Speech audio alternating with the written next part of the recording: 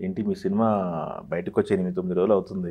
ఏం రియాక్షన్ అని అడిగితే మల్టిపుల్ రియాక్షన్స్ నడుస్తున్నాయి సార్ మైండ్లో. సంవత్సరాలు అవుతుంది. ఎన్ని సంవత్సరాల తర్వాత సక్సెస్ వచ్చింది మీకు? 2012లో నేను వచ్చానండి. గీతా ఆర్ట్స్ నుంచి అవకాశం ఇస్తున్నాం కదా, పేరేస్తున్నాం కదా, చాలే సరిపెట్టుకో అన్నారు. చాలా బెటర్గా జోబు నింపి పంపారండి. అది ఇండస్ట్రీలో అందరికీ తెలుసు. కృష్ణవంశీ గారి దగ్గర ఎంతకాలం పనిచేశారు? అలా కాదరా అని తిట్టేవాళ్ళు. రిలీజ్ తర్వాత ఒక 2-3 చిన్న టాపిక్లు వచ్చినాయి, బయట డిస్కషన్స్ వచ్చినాయి. సో ఇప్పుడు వాళ్ళు రిలీజ్ అవడమే అనేది అనుకున్నప్పుడు మీరన్న అది పొలిటికల్ సైడ్ అవన్నీ వెళ్ళిపోవాలండి. ఒరిజినల్ గా 22 మంది ఇప్పుడు ఏం చేస్తున్నారు బయట? సో మీరు అబ్జర్వ్ చేస్తే ఎందుకు 22 మంది ఫిషర్మ్యాన్స్ మొన్న ఈవెంట్ లో కావచ్చు ఎవరు రాలేదంటే. తెలుగు ప్రశ్నలు నమస్తే. ఈరోజు మనతో పాటు ఉన్నారు latest block buster Thandel cinema. మనకు తెలుసు ఎంత బ్లాక్ బస్టర్ అయిందో. ఆ సినిమాకి కథ అందించినటువంటి కార్తిక్ తేడా గారు ఉన్నారు. సార్ నమస్తే అండి. హాయ్ సార్, వేణు గారు. బాగున్నారా? బాగున్నాను సార్. ఏంటి మీ సినిమా బయటకు వచ్చి 8-9 రోజులు అవుతుంది. ఎలా అనిపిస్తుంది? ఫస్ట్ మీ రియాక్షన్ ఏంటి బయటకు వచ్చిన తర్వాత? సో ఇదే ఇంకొక 1 డే అయితే 100 crores క్లబ్లోకి వెళ్ళబోతుందండి సినిమా. సో అంటే ఏం రియాక్షన్ అని అడిగితే మల్టిపుల్ రియాక్షన్స్ నడుస్తున్నాయి సార్ మైండ్లో. సో సో అది ఎలా రిసీవ్ చేసుకోవాలో ఇంకా నాకు కూడా అంత తెలియడం లేదు. ఎన్ని సంవత్సరాలు ట్రావెల్ అయ్యారు ఈ కథతో మీరు? సార్ ఆల్మోస్ట్ ఒక 4 years అండి. 2020 to 2024 వరకు ట్రావెల్ జరిగింది. ఓకే, 24 వరకు జరిగింది. అదే ఒక 4 years జరిగింది సార్. ఈ అసలు ఇన్సిడెంట్ జరిగింది ఎప్పుడు? ఇది ఇన్సిడెంట్ జరిగింది ఎప్పుడు? 2018-19 ఆ టైం పీరియడ్లో జరిగింది సార్. సో వీళ్ళు 2020లో రిలీజ్ అయ్యారు. సో 2018-19 టైంలో జరిగిన ఇన్సిడెంట్ ఇది. సో వీ స్టార్టెడ్ ఫ్రమ్ 2020 అండి. రైటింగ్ ప్రాసెస్ కానీ, ట్రయల్స్ ప్రాసెస్ కానీ ఇవన్నీ 2020 నుంచి స్టార్ట్ అయ్యాయి. ఓకే, మీరు ఇది మీకు మొదటిదా? యాజ్ ఎ స్టోరీ రైటర్గా ఇదే మొదటి ఫిల్మ్ అండి. బట్ ఇండస్ట్రీలో ఐ వర్క్డ్ అండర్ కృష్ణవంశీ గారు as a assistant director, associate డైరెక్టర్గా చాలా సినిమాలకి నేను వర్క్ చేయడం జరిగింది. సో మా గురువు గారు కృష్ణవంశీ గారు.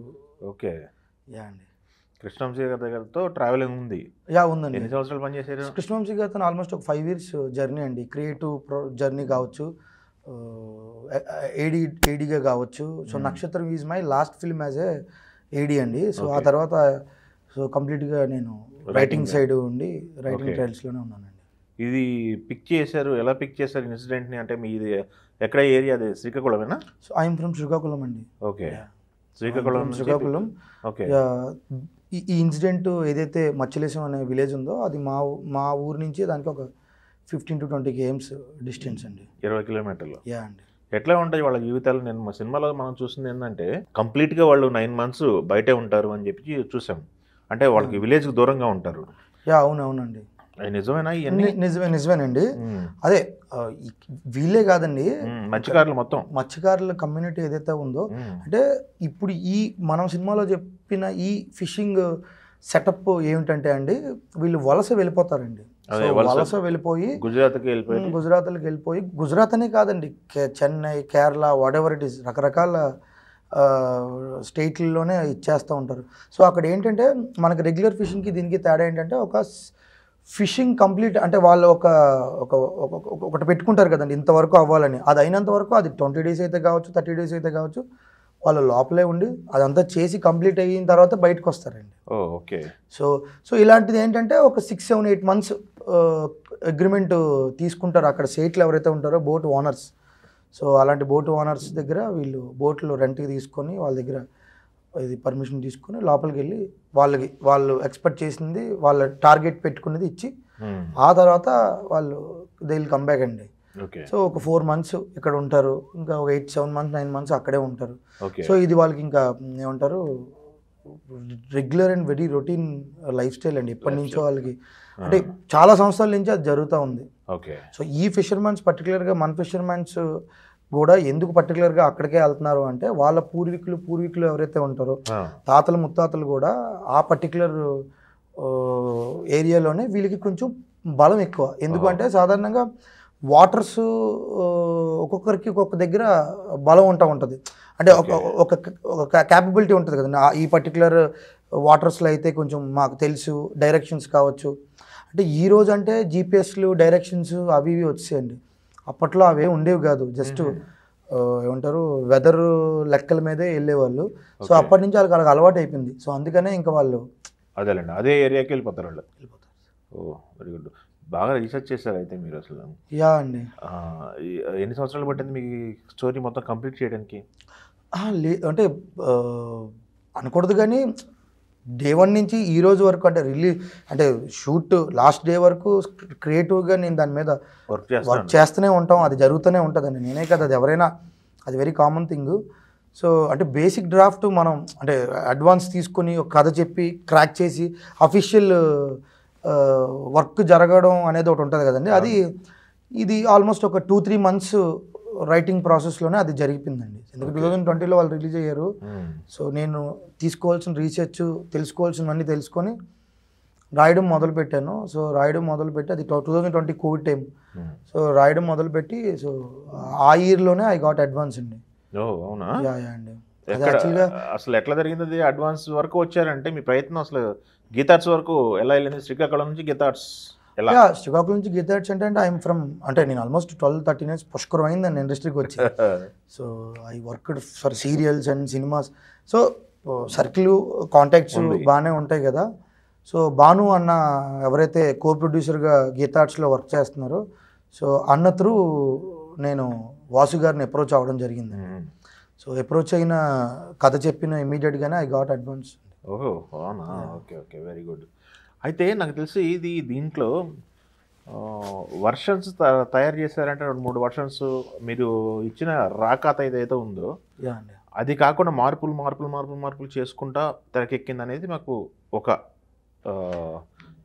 వినపడిన వార్త. మీరు ఇచ్చిన మూల కథ ఏంటి అసలు? వీళ్ళ లవ్ స్టోరీ ప్రధానంగా ఈ సినిమా వచ్చింది. మీరు ఇచ్చిన మూల కథ ఏంటి అసలు? వాళ్ళ ట్రావెల్ ఇచ్చారా, లేకపోతే వాళ్ళ స్ట్రగుల్స్ ఇచ్చారా, వాళ్ళ జీవితాలు ఇచ్చారా, వాళ్ళ పాకిస్తాన్లో పడ్డ వ్యధ ఇచ్చారా, ఏమి ఇచ్చారు అసలు అసలు కథ? ఇది కరెక్షన్ చేయాలండి. మనం ఇచ్చింది మూల కథ కాదు. మూల కథ ఇస్తే మనకి స్టోరీ రైటర్గా క్రెడిట్ ఇవ్వరు. మూల కథ ఇస్తే మనకి అంత గుడ్ రెమ్యునరేషన్ కూడా ఇవ్వరు. అండ్ ఈ రోజుల్లో అంటే మనం ఇచ్చింది ఏంటంటే కంప్లీట్ బౌండెడ్ స్క్రిప్ట్. యా అండి, మీకు అది చాలా ప్రెస్ మీట్లో వాటిలో అరవింద్ గారు కూడా అడ్రస్ చేశారు. అయితే మనం ఇచ్చిన 200 pages బౌండెడ్ స్క్రిప్ట్ ఏదైతే ఉందో అది ఆ నరేషన్లో first half very happy with first half అండి, అరవింద్ గారు కానీ అందరు. సెకండ్ హాఫ్లో కొంచెం కమర్షియాలిటీస్ అవి కొంచెం తగ్గడం, సో కొన్ని ఎపిసోడ్స్ అవి కొంచెం వాళ్ళకి నచ్చకపోవడం వల్ల కొన్ని వెర్షన్స్ అనేది వర్క్ చేయడం జరిగిందండి. సో ఇది ఏంటంటే టీం వర్క్. సో అది ఇండివిజువల్ కాదు, అందరం కలిసి వర్క్ చేసాం. అందరం కలిసి, అంటే నేను ఒక్కనే కాదండి, అందరం కలిసి. సో దీనికి ఆల్మోస్ట్ ఒక 3 to 4 members స్టోరీ డెవలప్మెంట్ టీంకి వర్క్ చేశారు. అండ్ వాళ్ళు కంటిన్యూ అయ్యారు. అండ్ అలాగే చందు గారితో పాటుగా ఆయన టీం కూడా కొంతమంది వర్క్ చేశారు. సో ఓవరాల్గా ఇట్స్ టీమ్ వర్క్ అండి. వెర్షన్స్ అనేది ఎన్ని మారితే అంత బాగా వస్తుంది. అది ఐ బిలీవ్ ఇన్ దిస్. అయితే నాకు ఇది చూస్తున్నప్పుడు ఒక డౌట్ వచ్చిందండి. ఇప్పుడు పాకిస్తాన్ జైల్లో ఈ టీము అక్కడ వచ్చిన ఎపిసోడ్ ఉంది, 20-25 నిమిషాల ఎపిసోడ్. ఆ ఎపిసోడ్లో వాళ్ళని ఆ రకంగా టార్చర్ పెట్టారనేది అది నిజమేనా, లేకపోతే ఇంకొక వర్షన్ ఉందా? జైలరే టార్చర్ పెట్టారా, లేకపోతే టెర్రరిస్టులు టార్చర్ పెట్టారని ఒక వర్షన్ ఉంది కదా, అదేంటి పరిస్థితి? సినిమాలో మంచిగా వర్కౌట్ అయింది. సినిమాని అసలు ఒరిజినల్గా ఏం జరిగిందనేది తెలుసుకోవడానికి క్యూరియాసిటీ అంతే. ఒరిజినల్గా అండి ఒక మాటలో చెప్పాలంటే పాకిస్తాన్ వాళ్ళకి ఇండియన్ ఖైదీలు ఆల్మోస్ట్ అక్కడ 400 to 500 members ఉంటారండి, ఉన్నారు కూడా. కేరళ వాళ్ళు, చెన్నై వాళ్ళు, ఒరిస్సా వాళ్ళు, బీహార్ వాళ్ళు. వాళ్ళకి వీళ్ళ మీద ఏగపడినా వాళ్ళకి చాలా రిస్క్ అండి. అంటే లిటరల్లీ అప్పటిలాగా అంత క్రూరంగా అంత హార్డ్గా ఏమి ఇప్పుడు పరిస్థితులు ఏమీ లేవు. అయితే ఒకటి కొడతారు, డెఫినెట్లీ కొడతారు. ఇప్పుడు మన దాంట్లో కూడా ఒకరికి ఇద్దరికి పడ్డాయి. ఎందుకు పడతాయంటే వాళ్ళు చెప్పిన పని చేయకపోయినా వాళ్ళు అంటే ఇప్పుడు అది మ్యాక్సిమం మన వాళ్ళు ఏంటంటే వాళ్ళు అంతవరకు తెచ్చుకోలేదు, చాలా బెటర్గానే ఉన్నారు. అండ్ వీలైనంత వరకు వీళ్ళకి ఏం అవ్వకూడదనే ఇంటెన్షన్తోనే వాళ్ళు ట్రై చేస్తారండి. ఎందుకంటే పరిస్థితులు అలా ఉన్నాయి బయట. సో ఒక రకంగా చెప్పాలంటే అప్పుడులాగా అయితే ఏం లేవు పాకిస్తాన్. సో మనం మంచిగానే మాట్లాడుకోవచ్చు వాళ్ళ కోసం.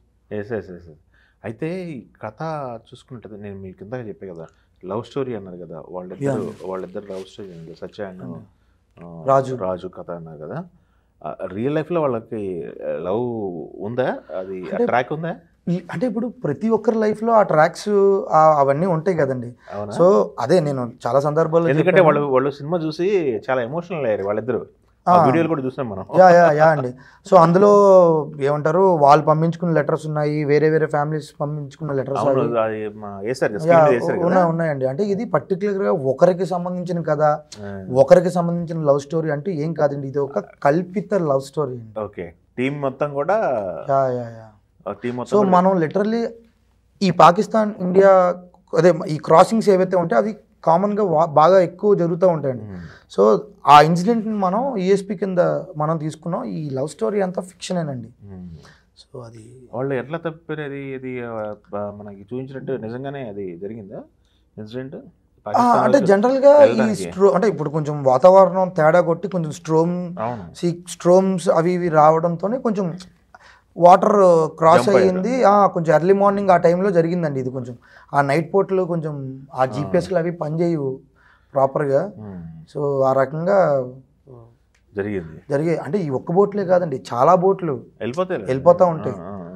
చాలా బోట్లు వెళ్ళిపోతుంటాయి. కాకపోతే వాళ్ళు వస్తుంటారు ఇటు, వీళ్ళు వస్తుంటారు. యాక్చువల్గా ఏంటంటే ఫిషింగ్ కోసం కొంతమంది వాంటెడ్లీ క్రాస్ అవ్వడాలు కూడా జరుగుతూ ఉంటాయండి. ఓకే, అయితే మొత్తానికి అలా లక్ వచ్చే సినిమా మొత్తం. అరవింద్ గారు ఇచ్చిన సజెషన్స్ ఏమైనా ఉన్నాయా? అరవింద్ గారు కూడా కాంపౌండ్లో అందరికీ ఒక జడ్జిమెంట్ ఉంటుంది. అరవింద్ గారితో అటాచ్మెంట్ ఎలా ఉంది మీకు? ఇంటరాక్ట్ అయ్యేవాళ్ళ? వాసు గారిని, బన్నీ వాసు గారైనా? లేదండి. అరవింద్ గారికి నరేషన్ ఇవ్వకుండా ఏది ముందుకెళ్ళదు. సో అరవింద్ గారి అప్రూవల్ లేకుండా మనకి ఏది ముందుకెళ్ళదు. సో అరవింద్ గారితో ఇనీషియల్గా ట్రావెలింగ్ బాగానే జరిగిందండి, ఒక 2-3 నరేషన్స్.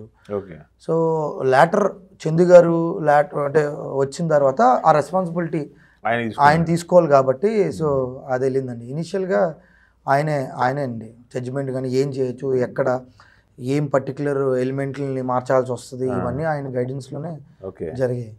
చైతన్య గారికి చెప్పింది ఎవరు? కథ చెప్పింది ఎవరు? చైతన్య గారికి నేనే చెప్పానండి. సో ఆయన ప్రజెన్స్లో, చందు గారి ప్రజెన్స్లోనే చెప్పడం జరిగిందండి. మిమ్మల్ని తీసుకెళ్ళిపోయారా కథ చెప్పడానికి ఇప్పుడు? అవునండి. ఓకే. సో చైతన్య గారికి ఎప్పటికీ గుర్తు, ఉగాది రోజు అంటే కొత్త ఇల్లు వాళ్ళది. సో నాకు తెలిసి మేమే ఫస్ట్ గెస్ట్స్ అనుకుంటాను. అవునా? సో మంచి సందర్భం అది. సో ఫస్ట్ నరేషన్లోనే ఆయన okay. So very very okay అండి. ఆయన చెప్పారు, ఓకే చెప్పేశారా? Okay, super. అయితే మీరు రాసుకునేటప్పుడు దీనికి ఏ హీరోకి చెప్పాలి, కొంతమంది కథలు రాసుకునేటప్పుడు పలానా హీరోకి పలానా హీరోయిన్ అని చెప్పేసి పలానా క్యారెక్టర్ ఆర్టిస్ట్ ప్రకాష్ రాజ్ అనో లేదా బ్రహ్మానందం పేర్లు పెట్టి రాసుకుంటారు కదా. మీరు రాసుకునేటప్పుడు ఎవరి కోసం రాసుకున్నారు ఏంటని మీ మదిలిన క్యారెక్టర్లు ఏంటి? అంటే సత్య కాస్టింగ్ ముందు నుంచి డే 1 నుంచి ఈ రోజు వరకు సాయి పల్లవి గారేనండి. సో అందులో నో మోర్ ఛాన్సెస్ తీసుకోలేదు, అంటే ఆవిడే. సో హీరో కాస్టింగ్ దగ్గరికి వచ్చినప్పటికీ సో అది కంప్లీట్గా వాసు గారు టేక్ ఓవర్ చేసుకున్నారు, ఎవరికి చెప్పాలి ఏంటి అనేది. సో మేము చెప్పింది ఒకే హీరోకి, సో అదే ఫస్ట్ అదే లాస్ట్ అండి. సో చైతన్య గారికే చెప్పాం. సో చైతన్య గారితోనే ఆయింది. ఓకే. సో ముందు సో ఎవరిని అనుకున్నారు అని మీరు అడిగితే సో డెఫినెట్లీ 2-3 అనుకుంటాం కండి. ఆ 2-3లో చైతన్య గారు కూడా నా మైండ్లో ఉండేవారు. అంటే బిఫోర్ రైటింగ్ ప్రాసెస్లో ముందే గీతాకు ముందు నుంచే సో చైతన్య గారే మైండ్లో ఉండేవారండి. అది 100% ఒప్పుకోవాలి. ఓకే. అది ప్రెస్ మీట్లో మాట్లాడుతూ మామూలుగా అప్రూవల్ తీసుకున్న 30 మంది దగ్గర అదే 22 మంది 22 మంది ఫిషర్మెన్స్, వాళ్ళు ఫిషర్మెన్స్ 22 మెంబర్స్, మిగతా కొంతమంది 30 మంది వరకు అందరి దగ్గర అప్రూవల్స్ తీసుకుందామని చెప్పేసి అరవింద్ గారు చెప్పారు. అదే అంటే మేబీ ఆయన నెంబర్ తడబడి ఉంటారు. 22 మంది ఫిషర్మెన్స్ అండి. వాళ్ళ దగ్గర అప్రూవల్ అంటే వాళ్ళ జీవితంలో జరిగిన ఇన్సిడెంట్ బేస్డ్ తీసుకొని మనం ఫిక్షన్ లవ్ స్టోరీ చేసుకున్నాం కాబట్టి సో వాళ్ళ రైట్స్, వాళ్ళ పర్మిషన్స్, ఇగో ఇలా తీసుకుంటున్నాం, ఏదో చేస్తున్నాం అని వాళ్ళకి ఒక మాట చెప్పి ఒక్కరికి. సో మీరు ఇది ఇన్సిడెంట్ రాసుకునేటప్పుడు కలిసారా వాళ్ళని? అండి కలిశాను, రాస్తున్నప్పుడే కలిశాను. అంతకంటే నేను కొంతమంది ఏంటంటే పేపర్ కటింగ్స్ చూసుకొని రాసుకుంటారు కొన్ని కథలు. గ్రౌండ్ రియాలిటీకి వెళ్తారా లేదా అనేది. గ్రౌండ్ రియాలిటీ, చాలా గ్రౌండ్ రియాలిటీకి వెళ్ళడం జరిగిందండి. సో అంటే ఆల్మోస్ట్ ఒక 6-7 మంత్స్ అంటే నేను అదే ఊర్లో కోవిడ్ టైంలో ఉండిపోవడం వల్ల సో ఎవ్రీడే నేను టచ్లో ఉండడం జరిగింది. సో ఈవెన్ హైదరాబాద్ వచ్చిన తర్వాత కూడా సో మధ్యలో నేను శ్రీకాకుళం వెళ్ళినప్పుడు కానీ వాళ్ళతోనే ఇంటరాక్ట్ అవ్వడం కానీ ఫోన్లో కానీ వాటిల్లో కానీ. సో ఎప్పుడు వాళ్ళకి కీప్ టచ్లోనే ఉన్నానండి నేను. ఓకే. ఆ స్లాంగ్ ఎలా అడాప్ట్ చేశారు వాళ్ళకి? ఇప్పుడు చైతన్య గారి క్యారెక్టర్ సాయి పల్లవి డబ్బింగ్లు కూడా వాళ్ళే చెప్పుకున్నారు. ఆ స్లాంగ్ అడాప్టేషన్ ఎలా? చైతన్య గారికి సినిమా షూటింగ్కి ముందే ప్రీ ప్రొడక్షన్ టైంలోనే ఆల్మోస్ట్ ఆయన ఒక 2 months దీనికి గ్రౌండ్ వర్క్ చేశారండి. ఓన్లీ స్లాంగ్ కోసం డేలో ఒక హాఫ్ డే ఎక్స్క్లూజివ్గా ఆయన స్లాంగ్ కోసమే ప్రియారిటీ ఇచ్చేసారు. నేనేనండి, బికాజ్ ఐఎమ్ ఫ్రమ్ శ్రీకాకుళం కాబట్టి దగ్గరుండి ఆయనకి స్లాంగ్ అది ఎక్కించాను. అండ్ అలానే షూట్లో కూడా ఆ మాడ్యులేషన్ కానీ ఆ డైలాగ్ డెలివరీ కానీ వీటన్నిటికీ హెల్ప్ అయ్యేలాగా almost I was travelled with hero గారు ఫర్ హోల్ షూట్ ప్రాసెస్ అండి. ఓకే. సో సాయి పల్లవి గారిది వచ్చంటారా? సాయి పల్లవి గారిది ఒక ఏడీ ఉన్నారండి. సో శ్రీకాకుళం రిలేటెడ్ ఒక ఏడీ యోగి అని. సో ఆయన ట్రావెల్ అయ్యాడు సాయి పల్లవి గారితో, హీరోయిన్తో తను ట్రావెల్ అయ్యారండి. మీరు వెళ్ళారు లొకేషన్కి? యా అండి, నేను షూట్లో అదే అంటున్నాను కదండి. ఆల్మోస్ట్ 120 days షూట్ ఎంతో ఉంటే ఆల్మోస్ట్ 90-80 days షూట్లో, అంటే టాకీ పార్ట్ అన్నిటికీ నేను ఉన్నాను, ఉండాల్సిందే, అది ఆయన స్ట్రిక్ట్ ఆర్డర్. హీరో గారు అండి, డైరెక్టర్ గారిది కూడా ఆయన పక్కనే పెట్టుకున్నారు నన్ను. సో ఆయన కావచ్చు లేదంటే చైతన్య గారు కావచ్చు, ఇద్దరికి నెసెసిటీ నీడు నాతో ఉంది. సో వాళ్ళు అంత మంచి ట్రావెలింగ్ చేయడం వల్ల ఈరోజు అంటే ఐ మీన్ బయటికి యాజ్ ఏ స్టోరీ రైటర్గా పేరు కొంత అది బయటకు వచ్చిందని నేను అనుకుంటున్నాను. మొత్తం వచ్చింది మీ టైటిల్తోనే స్టార్ట్ అయింది. అదే ఆ ఇంపార్టెన్స్ నేను చాలా బాధ్యతగా తీసుకుంటున్నాను. అంటే ఐ మీన్ చాలా అరుదుగా పడతాయి, అంటే సింబాలిక్గా కథ మొదలైంది అక్కడే కాబట్టి ఆ సెన్స్లోనే. ఓకే. అయితే కొంతమంది స్టోరీ రైటర్లకి స్టోరీ ఓకే నేను ఇప్పుడు స్ట్రగుల్స్లో ఉన్నాను, నాకు పేరు వచ్చినా రాకపోయినా, పేరు చేసినా ఇకపోయినా ఈ స్టోరీ తీసుకోండి, కాస్త మనీ ఇవ్వండి, ఒక 5 లక్షలు ఇవ్వండి, 10 లక్షలు ఇవ్వండి, నెక్స్ట్ దానికి చూసుకుందాంలే, ఇట్లా ఉంటే కొన్ని స్టోరీలు వింటే మీ పరిస్థితి ఏంటి? ఒకరి ఫస్ట్ స్టోరీ ఇదేనా? కొన్ని స్టోరీలు ఆల్రెడీ మీవి సినిమాలు అయిపోయినవే తెలిసి తెలియక? లేదండి, ఇదే ఫస్ట్ స్టోరీ. సో ఈవెన్ నేను యాజ్ ఏ రైటింగ్ డిపార్ట్మెంట్లో ఎక్కడ వర్క్ చేయలేదు. So this is my first story. అదే మీరు ఇందాక అన్నారు కదండి, స్టోరీ ఇచ్చేసి కొంత అమౌంట్ తీసుకొని.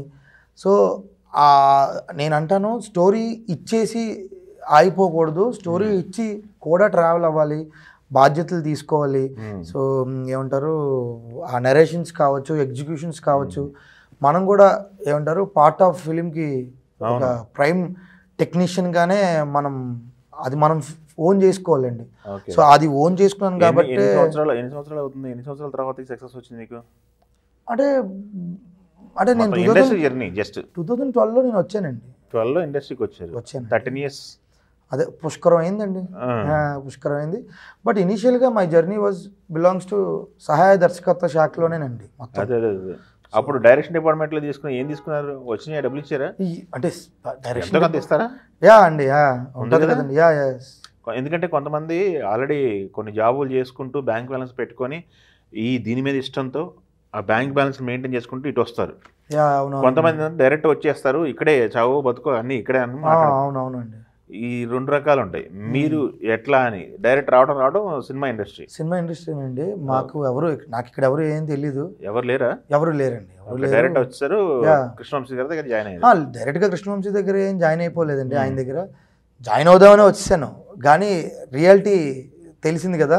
సో ముందు మనం ఎక్స్పీరియన్స్ తెచ్చుకోవాలి, వర్క్ నేర్చుకోవాలి అని తెలుసుకొని నేను వర్క్ చేయడం జరిగిందండి.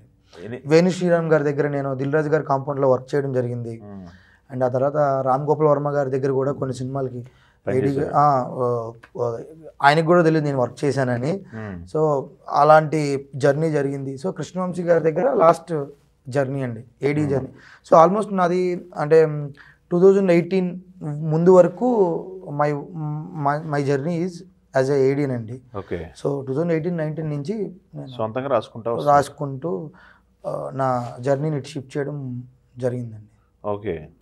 వర్మ గారు స్కూల్ అంటున్నారు, వర్మ గారికి మీరు తెలిసినా తెలియకపోయినా మీకు వర్మ గారు అయితే తెలుసు కదా, అందరిని అబ్జర్వ్ చేస్తుంటారు కదా మీరు.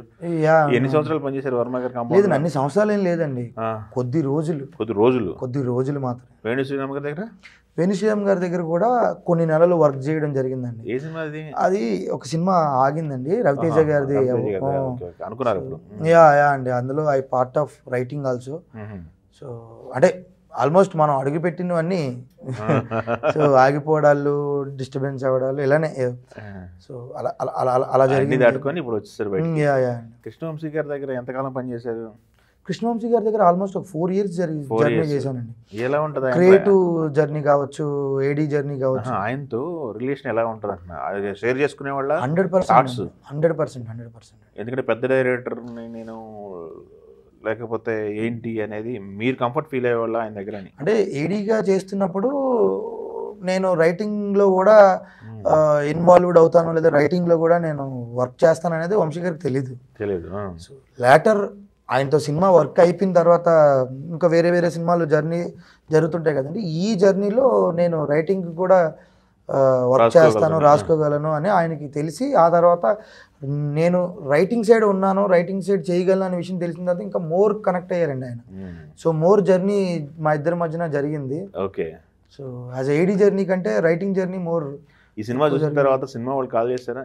అది ఇంకా చేయలేదండి, ఇంకా ఏం చేయలేదు. నేను అనేది అడ్వాన్స్ ఇవ్వడానికి కాదు, అప్రిషియేషన్ కోసమైనా ఏమైనా కాల్స్ వచ్చిందా సినిమా ఇండస్ట్రీ? చేయలేదు ఎవరు కాల్స్ చేయలేదు.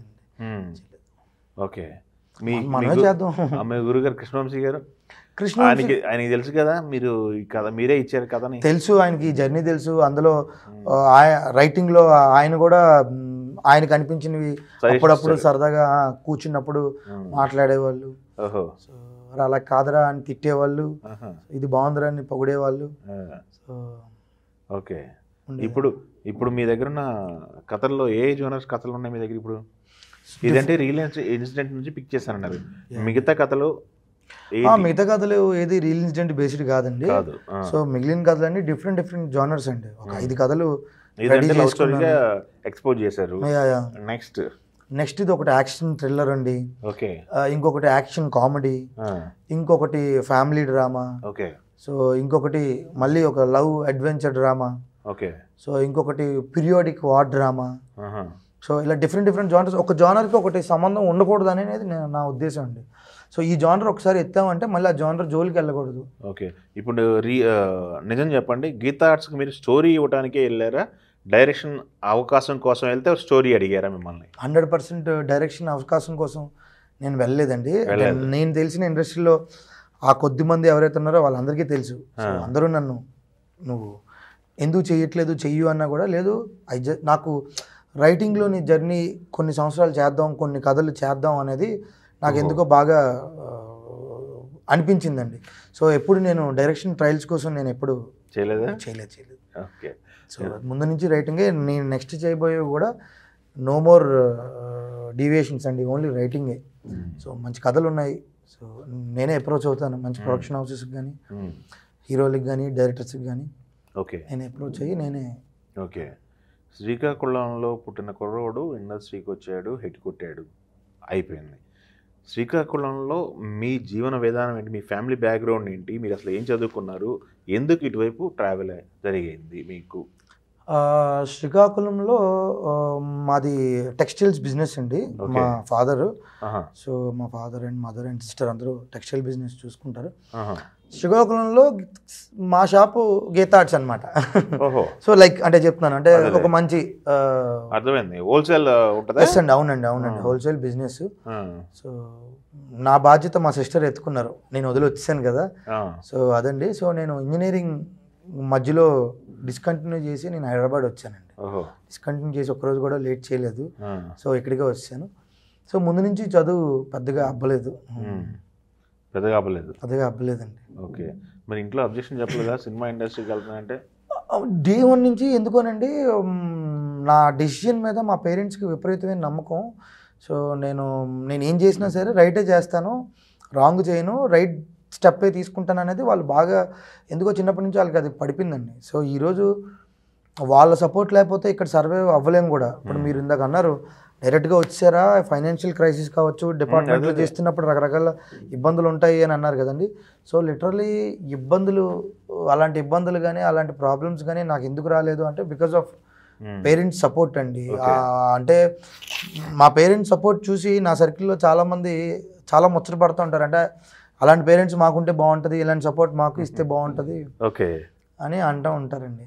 సో లిటరలీ చెప్పాలంటే ఆకలేస్తే గ్రీన్ బావర్చి బిర్యానీ తిని తండూరి చికెన్ తిని కథలు వర్క్ చేసుకొని హ్యాపీగా, అంటే నేనేం చెప్దాం అనుకున్నానంటే కష్టాలు పడ్డాను, తిరిగాను అని, పేరెంట్స్ దయ వల్ల అలాంటివి ఏం లేవు. పని చేసుకుంటున్నాను. ఓకే. సో ఇంకా మంచిగా కథలు ఇచ్చి ఇంకా వాళ్ళ నమ్మకాన్ని ఇంకొంచెం బెటర్గా డిజైన్ చేస్తాను. ఇప్పుడు శ్రీకాకుళం బ్యాక్డ్రాప్లో అక్కడే చాలా కథలు ఉంటాయి. యా అండి. ఆ రూరల్లో జరిగేటువంటి రూట్స్ నుంచి కొన్ని కథలు పుడుతుంటాయి. యా అండి. ఆ టైపు రూట్స్ నుంచి ట్రై చేయాలి, ట్రావెల్ అవ్వాలి. శ్రీకాకుళం సంబంధించి పరిసర ప్రాంతాలు, టెక్కలి పరిసర ప్రాంతాలు ఉన్నాయి కదా. యా అండి. అటువైపు ఏమైనా జర్నీ చేసిన సందర్భాలు ఉన్నాయా? తిరిగారు అసలు? నిజం చెప్పాలంటే తిరగలేదండి. గట్టిగా మాడితే నన్ను మా ఊర్లో ఏదైనా ఒక స్ట్రీట్లో వదిలేస్తే కొద్దిగా కన్ఫ్యూజ్ అయ్యి ఇంటికి వెళ్ళాను. అంటే ఎందుకంటే నేను చిన్నప్పటి నుంచి నేను విశాఖపట్నంలో చదువుకోవడం జరిగింది. సో అంటే ఆల్మోస్ట్ హైదరాబాద్ వచ్చి అంటే నా మొత్తం తక్కువ ఉన్నానండి నేను. బయటనే ఎక్కువ ఉన్నాను నేను. సో మీరు అన్నట్టుగా ఆ ఇన్ఫర్మేషన్ ఏదైనా తెలుసా అంటే అంతగా తెలియదనే అంటానండి నేను. సో బట్ మీరు టాపిక్ ఎత్తారు కాబట్టి నేను చెప్దాం అనుకుంటున్నాను. వెరీ గ్రేట్ పీపుల్ ఉన్నారండి శ్రీకాకుళంలో. కర్ణం మల్లేశ్వర్ గారు మీకు తెలిసే ఉంటుంది, వెయిట్ లిఫ్టర్. సో అలానే కోడి రామ్మూర్తి గారు, మొన్న కోడి రామ్మూర్తి గారు స్టేడియంలోనే we did that success thank you event అండి. సో అలా చెప్పుకుంటూ పోతే గౌతు లచ్చన్న గారు ఉన్నారు, ఫ్రీడమ్ ఫైటర్, అంటే చాలామంది ఉన్నారండి. సో లిటరల్లీ అందరి కోసం రీసెర్చ్ చేయడం మొదలు పెడితే చాలా మంచి కథలు ఉన్నాయి. సో మంచిగా ఎవరైనా నేను చేయకపోయినా ఎవరు చేసినా కూడా బాగుంటాయి. ఓకే. గీతార్ట్స్ నుంచి అవకాశం ఇస్తున్నాం కదా, పేరు వేస్తున్నాం కదా, చాలే సరిపెట్టుకో అన్నారా, లేకపోతే జేబు నింపి పంపించారా? 100% చాలా బెటర్గా జోబు నింపి పంపారండి. అది ఇండస్ట్రీలో అందరికీ తెలుసు. అంటే ఫస్ట్ రైటర్కి రాని రెమ్యునరేషన్, ఫస్ట్ రైటర్కి రాని గుర్తింపు, ఫస్ట్ రైటర్కి రాని రికగ్నిషను నాకు ఈ సినిమాతో వచ్చింది అంటే కారణం గీతార్ట్స్ అండి. అండ్ మెయిన్ వాసు గారు, బన్నీవాసు గారు, ఆయన కూడా ఆ రూట్స్ నుంచి వచ్చిన వ్యక్తి. ఆయన కూడా అంత ఈజీగా ఒకరిని ఇది చేయలేరు ఆయన. అవును, మీరు కత్తిచ్చి వదిలేదు, ట్రావెల్ అయ్యారు 90 days 100 days ఆన్ లొకేషన్లో వర్క్ చేశారు. నన్ను తిట్టేవారు, నువ్వు ఎందుకు తొందరగా రావట్లేదు, నువ్వు ఎందుకు అని ఇంకా లిటరల్లీ వాళ్ళు నన్ను పుష్ చేసేవారు. ఒకరోజు కూడా నా ప్రెజెన్స్ని వాళ్ళు కోరుకున్నారండి లిటరల్లీ. సో ఫ్రమ్ డే 1 నుంచి ఈ రోజు వరకు. సో ఆ ప్రెజెన్స్ని కోరుకునే అదృష్టం అందరికీ దక్కదు. సో అందరికీ అది కుదరదు కూడా. సో నెక్స్ట్ చేయబోయే కథలు, నెక్స్ట్ చేయబోయే సినిమాలు కూడా రైటింగ్ పార్ట్తో పాటుగా ఆ ప్రెజెన్స్ పార్ట్ ఇన్వాల్వ్మెంట్ కూడా ఉండేలాగే చూసుకుంటానండి. అలా ఉంటేనే ఈరోజు మీరు అన్నట్టుగా ఆ పేరు అది కొంతలో కొంతైనా వినబడుతుంది అనేది నా ఉద్దేశం. ఓకే. ఏం చేశారు ఫస్ట్ రెమ్యునరేషన్? అయ్యో వద్దులేండి. చాలా బెటర్, చాలా బెస్ట్ రెమ్యునరేషన్. ఏం చేశారు? పేరెంట్స్కి ఇచ్చారా అంటున్నా? ఓ ఫస్ట్ రెమ్యునరేషన్ ఏం చేశారని అడుగుతున్నారా? ఎంత ఇచ్చారని అడగలేదు నేను. ఓ సారీ. ఎంత ఇచ్చారంటే చెప్పకూడదు, చెప్పవచ్చు అంటే చెప్పండి అని చెప్పకూడదేమోనండి, ఎందుకంటే నెక్స్ట్ సినిమాలు ప్రయత్నాల్లో ఉన్నాం కదా. అవునా? కొంచెం పర్లేదు, చెప్పొద్దు. ఏం చేశారు? పోనీ ఏం చేసామండి, ఇప్పుడు డే 1 నుంచి అంటే ఎప్పటికైనా నాకు ఒక 60-70 సంవత్సరాలు వచ్చినా కూడా నేను మా డాడీ పాకెట్లోనే చేయి పెట్టి 100 రూపాయలు తీసుకుంటాను. సో అలాంటి మొహమాటలు ఏం లేదు. ఇప్పుడు కూడా అదే పాకెట్లో వేసాను. అంతేనండి, అంతే. ఆయన పాకెట్ నుంచే తీసుకుంటాను. అది ఎప్పటికైనా అది ఫిక్స్ అండి. Very good. అయితే మీరు ఆన్ లొకేషన్ కూడా వెళ్ళారన్నారు కాబట్టి, జర్నీ ఉంది కాబట్టి, చేస్తున్నప్పుడు పర్ఫార్మెన్స్ విషయాన్ని చూసుకున్నట్టయితే ఇటు చైతన్య గారు, అటు సాయి పల్లవి ఏమైనా ఇబ్బంది పడ్డారా? ఎక్కువ టేకులు తీసుకున్నా కానీ, లేకపోతే వాళ్ళు ఎంజాయ్ చేస్తున్నాయి, లేకపోతే సజెషన్స్ మిమ్మల్ని అడిగినాయి కానీ ఏమన్నా ఉన్నాయి? మెమొరబుల్ ఇన్సిడెంట్స్ ఉన్నాయా? యాక్టింగ్ సైడ్ చైతన్య గారు సజెషన్స్ ఏం కాదు కానండి, ఆ కొన్ని మాస్ అట్లు ఉంటాయి కదండి, మాస్ డెలివరీలు. అంటే ఇప్పుడు ఫర్ ఎగ్జాంపుల్ దుల్లగొట్టేస్తా కావచ్చు, లేదంటే దద్దా కావచ్చు. అంటే ఎగ్జాంపుల్ చెప్తున్నానండి. ఆయన ఏం నమ్మారంటే వీడు ఆ ప్రాంతం వాడు, అంటే ఆ పదాలు ఎలా డెలివరీ చేయొచ్చు, ఎలాగ వదలొచ్చు అనే దానికోసం చాలా కసరత్తులు, చాలా నా ప్రజెన్స్ని చాలా హెల్ప్ తీసుకున్నారండి. ఇప్పుడు ఫర్ ఎగ్జాంపుల్ మా సైడు దద్దా అని అంటూ ఉంటారండి. ఎగ్జాంపుల్ దద్దా అంటే ఏంటంటే ఊరి పెద్దకి, అంటే పొజిషన్లో పెద్దోళ్ళని, ఇలాంటి వాళ్ళందరినీ దద్దా అంటారు. ఇప్పుడు మన సినిమాలో కూడా దద్దా క్యారెక్టర్ ఏది, ఈ టీం అందరికీ ఒక సీనియర్ తండేలు ఎవరైతే ఉంటారో నరేన్ గారు చేశారండి. చాలా మంచి క్యారెక్టర్. సో ఆయన్ని అనిపించడం కావచ్చు, లేదంటే ఇప్పుడు మా సైడ్ దుల్లగొట్టి దూపం వేసేస్తాం అని అంటూ ఉంటారండి. సో ఇలాంటి పదాలు అడ్రస్ చేయడం జరిగేవండి. సో ఆ పదాలు ఎగ్జాక్ట్గా ఎలా డెలివరీ చేయొచ్చు, ఎటేస్ ఏమంటారు, తప్పేదే లేదేస్, ఇలాంటి ఎక్కడ స్ట్రెస్ చేయాలి, ఎక్కడ లేపాలి, ఎక్కడ డౌన్ చేయాలి, ఇలాంటివి బాగా కసరత్తులు జరిగాయండి. ఓకే. షూటింగ్ ఎక్కడ చేశారు? ఇది షూటింగ్ ఉడిపి, కర్ణాటక, ఢిల్లీ, హైదరాబాద్, శ్రీకాకుళం, విశాఖపట్నం. శ్రీకాకుళంలో చేసిన అంటే బీచ్ సీన్లు చేశారా? శ్రీకాకుళంలోని కొన్ని బీచ్ సీన్లు, కొన్ని టౌన్ బీచ్ కంటే ఎక్కువ టౌన్ సీన్స్ చేశారు. టౌన్ ఎస్టాబ్లిష్ చేసేవి ఎక్కువ. బీచ్లు అన్నీ కొన్ని వైజాగ్ అండ్ ఉడిపి, కర్ణాటక అటు వెళ్ళారండి. ఇంకా చాలా వెళ్ళారు. నేను అదే పాకిస్తాన్ జైల్ సెట్ కూడా న్యాచురల్గా ఉంది అదంతా కూడా. అవునండి, బిహెచ్ఎల్లో వేసారు. లిటరల్లీ ఒక ఎగ్జిబిషన్ అయిపోయింది అది ఉన్న 2 నెలలు 1 నెల షూటింగ్ టైంలో. సో దాన్ని చూడడానికే టెక్నీషియన్స్ కానీ, అంటే నేర్చుకోవడానికి కోసం అండి నేను అంటుంది, చూసి ఎంజాయ్ చేయడానికి కాదు, నేర్చుకోవడం కోసం ఎంతమంది వచ్చారో నేను మర్చిపోలేను. అంటే చాలా పెద్ద టెక్నీషియన్స్, అంటే అంత న్యాచురల్గా ఆయన లిటరల్లీ పాకిస్తాన్ వరల్డ్ దించారు. నాగేంద్ర గారు గ్రేట్ అండి, లిటరల్లీ గ్రేట్. సో ఓన్లీ ఇది ఈ హుక్ పదం అనేది బుజ్జితల్లి అనేది ఎవరు పెట్టుకున్నారు, అది ఎవరు పట్టుకున్నారు? అండి అది 100% నాదేనండి. అది ఏంటంటే అదే హీరో హీరోయిన్ ఏదైనా అంటే బాగుంటుంది, పేరు పెట్టి పిలిచిన దానికంటే అనేది అన్నప్పుడు బుజ్జితల్లి అనేది ఇప్పుడు మామూలుగా అంటారు కదా, బుజ్జి కన్నా బుజ్జితల్లి మనం వింటూ ఉంటామండి మామూలుగా. సో ఇంతవరకు రిపీట్ అవ్వదు, ఇంతవరకు ఎవరు మాట్లాడింది ఏంటి అనేది లిస్ట్ అవుట్ తీస్తే బుజ్జితల్లి అనేది ఇదయింది. నేను అంత ఎక్స్పెక్ట్ చేయలేదు దీన్ని ఇంత వైరల్, ఇది ఎందుకు ఇంత వైరల్ అయింది అని అంటేనండి, నేను ఇది హోల్సమ్ క్రెడిట్ మొత్తం నేను దేవి గారికి ఇస్తాను. దేవి గారు పదాలని లేపడంలోని, పదాలని క్యాచీ పదాలని ఇచ్చేయడంలోనే ఆయన తర్వాత ఎవరైనండి. సో ఆయనకి సరైన పదం దొరికింది బుజ్జితల్లి. సో ఆయన దీన్ని ఇంకా దేవి గారితో మీకు అసోసియేషన్ ఉందండి, చాలా మంచి అసోసియేషన్ ఉందండి. ఆయన షూట్కి తక్కువ వచ్చారు. సో షూట్లో ఉన్నప్పుడే నేను ఆయన్ని పరిచయం చేసుకోవడం జరిగిందండి. సో సాంగ్ షూట్కి వచ్చారు, అప్పుడప్పుడు వచ్చేవారు. సో అప్పుడే నేను కూడా దీనికి ఒక కథ రచయిత ఉన్నాడని ఆయనకి తెలిసింది. సో మంచి ఇంటరాక్షన్. ఎందుకు మంచి ఇంటరాక్షన్ అంటున్నానంటే, ఆయన ఒక మాట అన్నారండి, చాలా మంచి మాట. కార్తిక్, నేను కూడా ఒక రైటర్ కష్టాజితం మీదే నేను కానీ నా ఫ్యామిలీ కానీ మేము వచ్చాము. మా నాన్నగారు సత్యమూర్తి గారు ది గ్రేట్ రైటర్ అండి. అంటే అడ్రస్ చేయాలి. చాలామంది రైటర్స్లో అప్పుడులో ఆయన చేసిన సినిమాలు కానీ ఇట్లు కానీ వేరు. సో నాకు తెలుసు రైటర్ అనే ఒక వరల్డ్ నాకు బాగా తెలుసు. మా ఇంట్లోనే మా ఫాదరే రైటరు అని ఆయన నన్ను అడ్రస్ చేసిన విధానం కానీ, నన్ను ఆయన చూసిన విధానం కానీ లిటరల్లీ నేను ఎప్పటికీ మర్చిపోలేను. ఓకే. సో మొన్న కూడా స్టేజ్ మీద నెక్స్ట్ కథలు ఏంటి, అయిపోయింది దీని సంగతి, వాట్ నెక్స్ట్ రెడీ చేసుకో అని ఒక చిన్న వేసి బయలుదేరా, చిన్న అయిపోయింది తండేలు నెక్స్ట్ ఏంటి అని. వెరీ గుడ్ అసోసియేషన్ ఉండబోతుందండి దేవి గారికి నాకు. అది నిజంగా అది నేను చాలా లక్కీగానే ఫీల్ అవుతున్నాను. ఓకే. సాయి పల్లవి గారు ఇందాక డైరెక్టర్ గారు ఇంటర్వ్యూ చేస్తున్నప్పుడు ఒక మాట అన్నారు, సాయి పల్లవిని ఒప్పించడం అంటే అంత చిన్న విషయం కాదు. షూటింగ్లో కూడా ఏదైనా డౌట్ వస్తే ఒక 40 నిమిషాలు 30 నిమిషాలు డిస్కషన్ ఉంటుంది మా ఇద్దరికి, ఆ రేంజ్లో ఉంటుంది అని. అది అన్ని ఆన్సెట్స్ అన్ని చూసారు మీరు? 100% అండి. గంటలు అండి షూటింగ్ అలాగా వెయిటింగ్ చేస్తూ ఉంటారు. అంటే అది ఎంత మంచిది అంటే, అది గుడ్ కాన్వర్జేషన్ అండి. అంటే లిటరల్లీ ఆవిడ సీన్స్ కోసం మాత్రమే మాట్లాడరండి. హోల్ సినిమాలో ఉండే ప్రతి సీన్ కోసం, హోల్ సినిమాలో ఉండే ప్రతి క్యారెక్టర్ కోసం, ప్రతి ఎలిమెంట్లు, ప్రతి ఎమోషన్ కోసం మాట్లాడతారు. అంటే ఏదో నాది అయిపోయింది కదా నా దాంట్లో ఇప్పుడు ఆ పర్టికులర్ నారాయణ గారి క్యారెక్టర్ అది ఎందుకు అది ఏంటి దాంట్లో ఇంకేదైనా చేస్తే బాగుంటుందా. సో లిటరలీ తను డైరెక్షన్ కూడా చేయబోతారండి ఫ్యూచర్లో డెఫినెట్లీ. అది 100% చేయబోతారు. సో అది ఆవిడ మైండ్లో ఉంది, అది అందరికీ తెలుసు. ఓకే. సో మీరు అనేది నిజమే. సో అండ్ అది మాకు బాగానే హెల్ప్ అయింది. సో ఒప్పించడం అంత ఈజీ కాదు.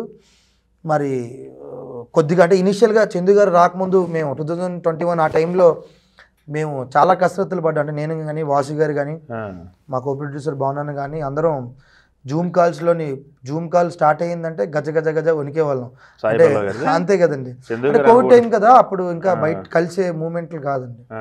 సో జూమ్ కాల్స్లో కాల్స్ వస్తున్నాయంటే ఓకే అని ఫస్ట్ నరేషన్ ఓకే అండి. ఫస్ట్ 2.5 hours నరేషన్ ఇవ్వడంతోనే ఆవిడ ఓకే చేసిన తర్వాతే డౌట్లు రేస్ చేయడం మొదలు పెడతారు. వన్స్ ఓకే కాకపోతే అక్కడతోనే కట్ అయిపోద్ది. సో ఓకే చేయడంతోనే డౌట్లు అవేంటి ఇవేంటి ఈ ఇంటర్వ్యూలు ఏంటి అదేంటి.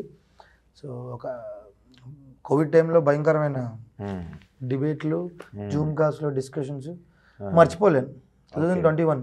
Okay, super. మీకు ఈ త్రూఅవుట్ స్టోరీలో ఏ బ్లాక్ చేయడం కొంచెం కష్టపడ్డాను, ఈ బ్లాక్ చేయడంలో స్టోరీని కనెక్ట్ చేయడంలో కష్టపడ్డాను, ఈ కనెక్టివిటీ బాగా నచ్చింది, జనాల నుంచి మంచి ఫీడ్బ్యాక్ వచ్చింది అనిపించింది ఏంటి? అదేనండి, ఇలాంటి స్టోరీస్లో మనం అంటే లిటరల్లీ ఒక చిన్న ఇది ఉంటుందండి. ఎంత పెద్ద హీరో జైలుకి వెళ్ళిపోయిన తర్వాత కొన్ని కాన్సిక్వెన్సెస్లు అవి కొంచెం డౌన్ అవుతాయండి. నాకు ఇందులో ఛాలెంజింగ్ థింగ్ ఏంటంటే ఇప్పుడు నేను ఎప్పుడు ఫిక్స్ అయ్యేవాడినండి, ఎంత పెద్ద హీరో రాజు క్యారెక్టర్ చేస్తే అంత బాగుంటుంది అనేదే నేను ముందు నుంచి బిలీవ్ చేశానండి. సో ఆయనలో ఆ తండేలు తత్వం కానీ ఆ లీడర్షిప్ క్వాలిటీస్ కానీ అది ఎక్కడున్నా కూడా, అది భూమి మీద ఉన్నా, వాటర్లో ఉన్నా, జైల్లో ఉన్నా, ఎక్కడున్నా కూడా ఆ క్యారెక్టరైజేషను లేదంటే ఆయనకున్న ఆ క్యాపబిలిటీ, ఆ రేంజు, అవి రాయడంలోనే నేను తీసుకున్న జాగ్రత్తల్లోనే నాకు బాగా ఛాలెంజింగ్గానే అనిపించాయండి. వాటిలో నేను డెఫినెట్లీ నేను బాగానే చేశానని అనుకుంటున్నాను. ఓకే. ఇంకొకటి అండి, మనకి రిలీజ్ తర్వాత ఒక 2-3 చిన్న టాపిక్లు వచ్చినాయి, బయట డిస్కషన్స్ వచ్చినాయి. కనీసం అప్పుడున్న గవర్నమెంట్కి సంబంధించి డిస్కషన్ ఏం పెట్టలేదు సినిమాలో అనేది ఒకళ్ళిద్దరు వచ్చి మాట్లాడటం జరిగింది. అట్లాంటి ఆలోచనలు ఏమి రాలేదా? ఎట్లా చేసుకున్నారు? అంటే డే 1 నుంచి ఇది ఒక లవ్ స్టోరీగానే నేనైతే చూశానండి. డే 1 నుంచి అదే వాళ్ళకి ఇంజెక్ట్ చేశాను నేను లిటరలీ. వాళ్ళకి నేను పొలిటికల్ పార్టీలు కావచ్చు లేదంటే అలాంటివి ఏవి ఇన్వాల్వ్ చేయించి దలుచుకోలేదు. ఈ రాజు అండ్ సత్య లవ్ స్టోరీ మధ్యలోనే వాళ్ళ జర్నీయే చూద్దాం. నేను ఏం చెప్దాం ఒక మాట అండి, చెప్పండి. ఈ 22 అంటే ఓవరాల్గా బయటకు వచ్చి టికెట్ సినిమా చూసి బయటికి కార్ పార్కింగ్ దగ్గర, సైకిల్ పార్కింగ్ దగ్గర వచ్చేవాడు ఏమంటాడు అంటే వాళ్ళ ఫీలింగ్ ఎప్పుడు ఈ 22 మంది రిలీజ్ అవ్వాలనే ఇంటెన్షన్ ఉండకూడదండి.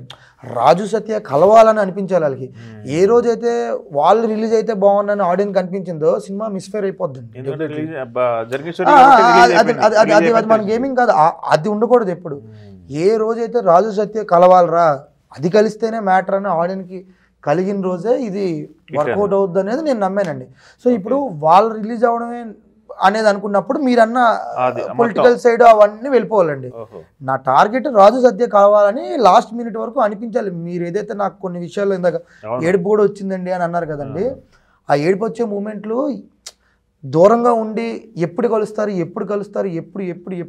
అనే ఫీలింగ్ ఆడియన్కి ఉంది కాబట్టి అది మీకు ఆ ఎమోషన్ వర్కౌట్ అయిందండి. వాళ్ళిద్దరు కలవాలని అనుకోకపోతే సినిమా తేడా కొట్టేసే అవకాశాలు గట్టిగా ఉన్నాయి. ఓకే. ఇప్పుడు ఈ 22 మంది బయటకు వచ్చిన 22 మంది అసలు సినిమాలోంచి బయటకు వద్దాం. ఒరిజినల్గా 22 మంది ఇప్పుడు ఏం చేస్తున్నారు బయట? యాజ్ యూజువల్ మళ్ళీ ఫిషింగేనండి. అవునా? సో మీరు అబ్జర్వ్ చేస్తే ఎందుకు 22 మంది ఫిషర్మ్యాన్స్ మొన్న ఈవెంట్లో కావచ్చు ఎవరు రాలేదంటే everyone is busy with fishing అండి. సో అంటే నాకు ఇందులో వాళ్ళ ఇన్నోసెన్స్ని నేను ఎలాగ అడ్రస్ చేద్దాం అనుకుంటున్నానంటే, సినిమా వాళ్ళు పిలుస్తున్నారు కదా, ఈవెంట్లు పిలుస్తున్నారు కదా, ఫంక్షన్స్ జరుగుతున్నాయి కదా, మనం వెళ్దాం, మనం కనబడదాం అనే ఐడియాలజీలు ఎవరికి లేవు. ఓకే. వెరీ ఇంపార్టెంట్ పీపుల్ చాలామంది ఫిషింగ్లో ఉన్నారు. రాలేమన్నా, మేము వస్తే ఎక్కడ అవుతుందో చెప్పండి, మా సర్వైవల్ పరిస్థితి ఏంటో చెప్పండి. అది సార్ వాళ్ళు స్టిల్ ఇంకా ఫిషింగ్లోనే ఉన్నారు, గుజరాత్లోనే ఉన్నారు. సో వాళ్ళు అక్కడికి వస్తే బతుకుతారు, ఇబ్బంది అయిపోద్ది కదన్నా, మేము రాలేము అనే చాలామంది ఆగిపోయారండి. ఓకే. అంటే ఫైనాన్షియల్గా అంత వర్క్ చేస్తే తప్ప వాళ్ళకి గడవని పరిస్థితి ఉన్నారా? ఉండదండి, ఉండదు. సింపుల్ అండి. విశాఖపట్నంలో ఫిషింగ్ హార్బర్ ఉండి కూడా గుజరాత్ వరకు ఎందుకు వెళ్తున్నారంటే ట్రిప్కి ఒక 3,000 4,000 ఎక్స్ట్రా వస్తుంది. ట్రిప్ అంటే మంత్లీ అదే ట్రిప్కి ఒక 3,000 5,000 ఎక్స్ట్రా వస్తుందని గుజరాత్ వరకు వెళ్ళిపోతారు వాళ్ళు. అంటే అంత పర్టికులర్గా అది నీడ్ ఉంది అక్కడ, అవసరం ఉంది వాళ్ళకి. అవునండి. ఓకే. పాపం వీళ్ళు రిలీజ్ అయిన అంటే వీళ్ళు ఎంత అంటే వాళ్ళకి అది ఎంత కామన్ థింగో చెప్తానండి. ఒక ఎగ్జాంపుల్, వీళ్ళు రిలీజ్ అయిన 2020లో రిలీజ్ అయ్యారు కదండి. రిలీజ్ అయిన నెక్స్ట్ మంత్కే ఉండి ఒక వారం రోజులు 10 days ఫ్యామిలీతో గడిపి మళ్ళీ వెళ్ళిపోయారండి వీళ్ళు ఫిషింగ్కి. ఎందుకు ఇది అడ్రస్ చేస్తున్నా అంటే మళ్ళీ వెళ్ళిపోయి కొంతమంది కోవిడ్కి ఇరికిపోయారు గుజరాత్లో.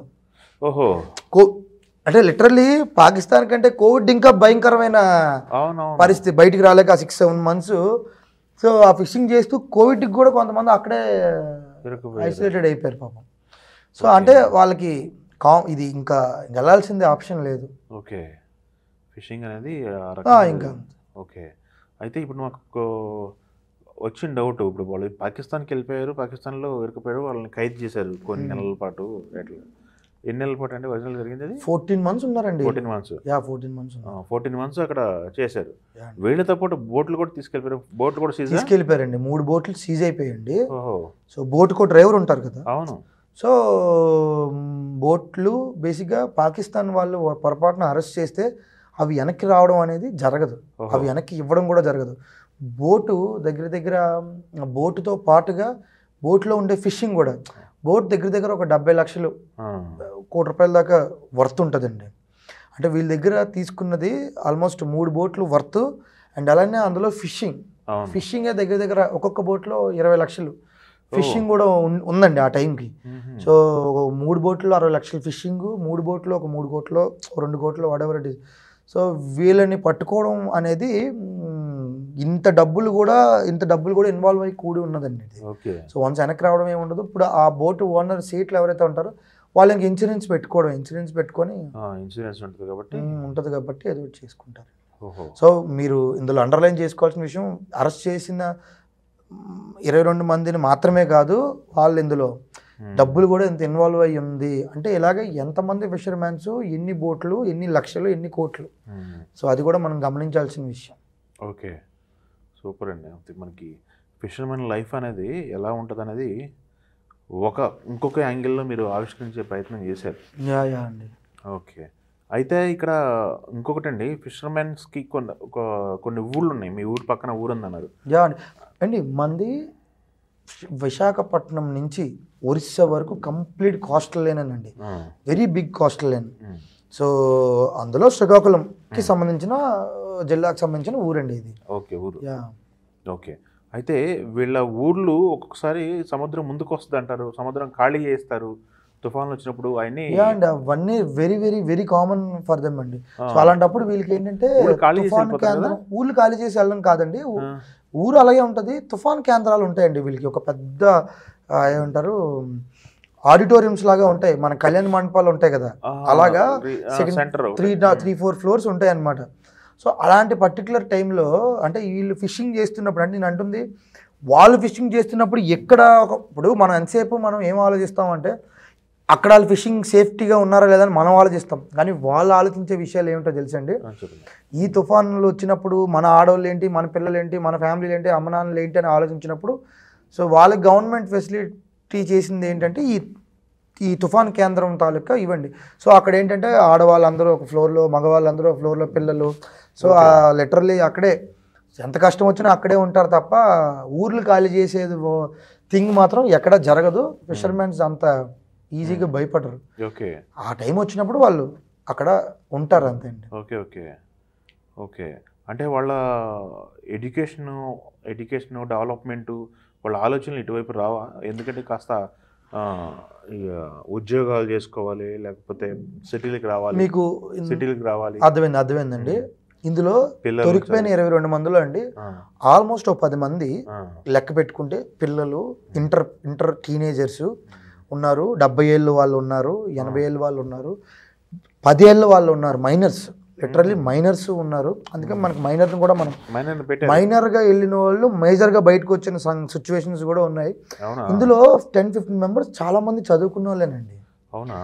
ఇప్పుడు ఇద్దరు ఇంటర్ చదువుతున్న వాళ్ళు ఎడ్యుకేషన్ క్రైసిస్లోని వెళ్ళడం జరిగింది. ఒక ఎర్రయ్య అనే వ్యక్తి, ఆయన ఆల్మోస్ట్ ఇంటర్ వరకు చదువుకున్నాడు. సో వీళ్ళు ఏంటంటే చదివినా చదవకపోయినా ఇంకా వీళ్ళ బ్లడ్లో అది ఉండిపోయిందండి. ఓకే. సో ఇప్పుడు మీరు చదువు లేకపోతే వాళ్ళు ఎలాగండి లెటర్లు రాస్తారు అక్కడి నుంచి, ఇంగ్లీష్లో కావచ్చు లేదంటే తెలుగులో కావచ్చు. వాళ్ళు అంత ప్రాపర్గా కమ్యూనికేట్ చేస్తున్నారంటే వాళ్ళ వైఫ్స్ కూడా బాగానే చదువుకున్నారండి. డిగ్రీలు చదువుకున్న వాళ్ళు కూడా ఉన్నారు. ఇప్పుడు ఎర్రయ్య అని నేనైతే అన్నానో, ఎర్రయ్య గారు ఇంటర్ చదువుకున్నాడండి. వాళ్ళ వైఫ్ డిగ్రీ, శిరీష గారు డిగ్రీ చదువుకున్నారు. అండ్ అలానే ప్రతి ఒక్కరూ చదువుకున్న వాళ్ళేనండి. ఓకే. ఓకే. అయితే ఇప్పుడు నెక్స్ట్ ఇంకా ఫర్దర్గా రాయబోయే స్టోరీలు మీ మనసులో ఉన్న హీరోలు ఎవరున్నారు, ఎవరికి పెడుతున్నారు నెక్స్ట్ ప్రాజెక్ట్స్? అందరితోనే వర్క్ చేయాలనే ఉందండి, అందరితోనే ట్రావెల్ అవ్వాలనే ఉంది. సో ఒక పర్టికులర్ కేటగిరీ హీరోస్ అనేది నేను చూడట్లేదు, ఒక పర్టికులర్ లాంగ్వేజ్ కోసం కూడా చూడట్లేదండి. మల్టిపుల్ లాంగ్వేజెస్ చూస్తున్నాను. తమిళ్లోని, హిందీలోని, మలయాళంలోని అన్నిట్లోని అడ్రస్ చేసేలాగే అనుకుంటున్నానండి. ఓకే. ఆల్ ది బెస్ట్ అండి. All the very best. మంచి ఫ్యూచర్ ఉండాలి, తెలుగు ప్రేక్షకుల కోసం మంచి కథలు రావాలి, ఎంటర్టైన్ చేయాలని కోరుకుంటూ ఆల్ ది వెరీ బెస్ట్ అండి. Thank you sir.